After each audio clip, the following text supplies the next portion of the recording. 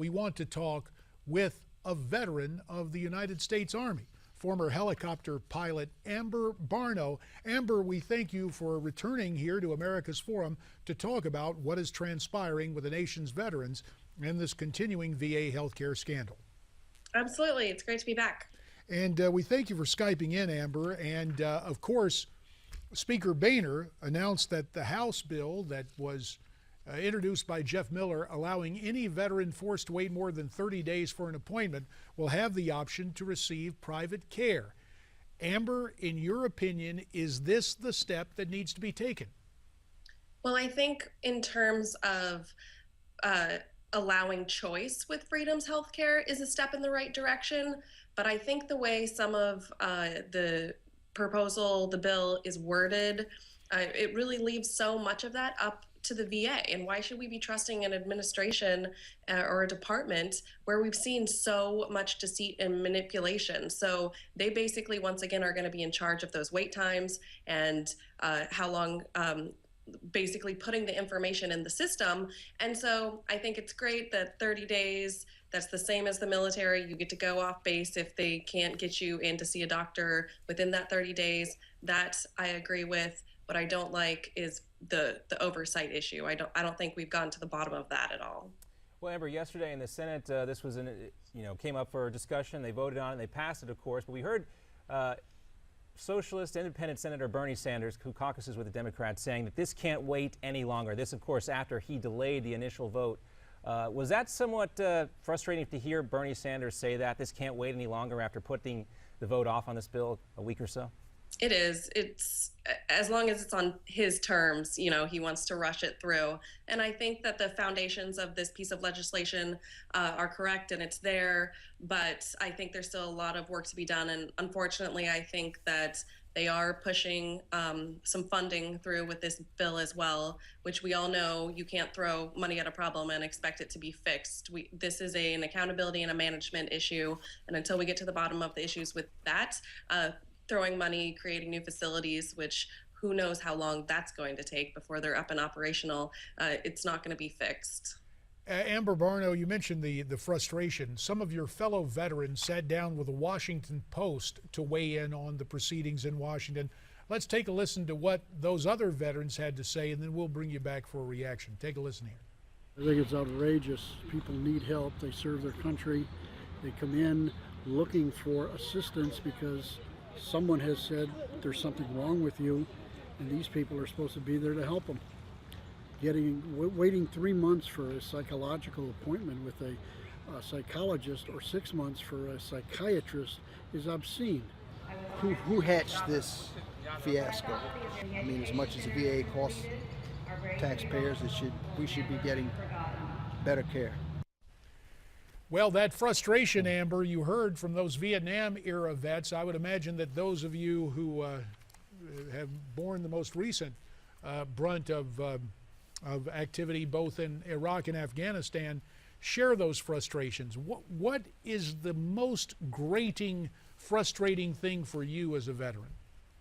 Well, I share those frustrations as well. It's infuriating to see veterans being treated like this. I think it says a lot about us as a nation, about our priorities and taking care of veterans who you have to remember with the VA, which I think a lot of Americans don't understand, is that this is the VA is service-connected disability. So it's not 22 million veterans that are being seen. It's people who have actually received injuries or illnesses, something related to their time in service that they are now suffering from later in life. And so the fact that those are the people who aren't being taken care of, that sacrifice something, whether it be, physically, mentally, emotionally, whatever it may be, that they're not getting the care, that is so infuriating as a veteran, and to see other veterans going through that and having to deal with the bureaucracy of the VA. Amber, if there is a silver lining to this for a lot of Americans, it comes in long-awaited bipartisanship, at least on the House VA committee, as Jeff Miller has chaired that from Florida. His ranking Democrat member, Mike Michaud of Maine, had this to say about the VA scandal, and let's read what he has to say. We often hear that the care that veterans receive at VA facilities is second to none. That is, if you can get in. And Amber, as we take, here's the irony. There you were, a helicopter pilot. In the military, there's a clear chain of command.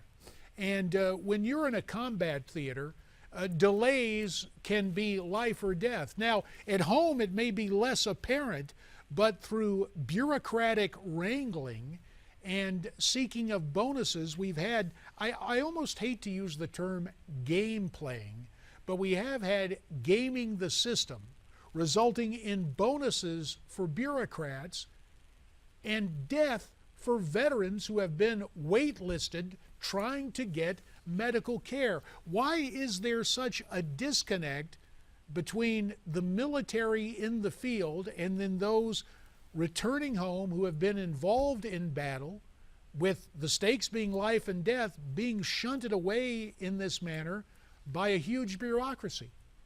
Well, military members are used to being told what to do without complaining. So I think them coming home and getting out of the military and then being pushed into a system like the VA, a bureaucracy where red tape is so enormous and it is such a hassle. I mean, nobody has a good day when they're going to say that they have to go to the VA and deal with the wait and deal with some of the people. And something that you mentioned earlier about some people say that the VA healthcare is second to none.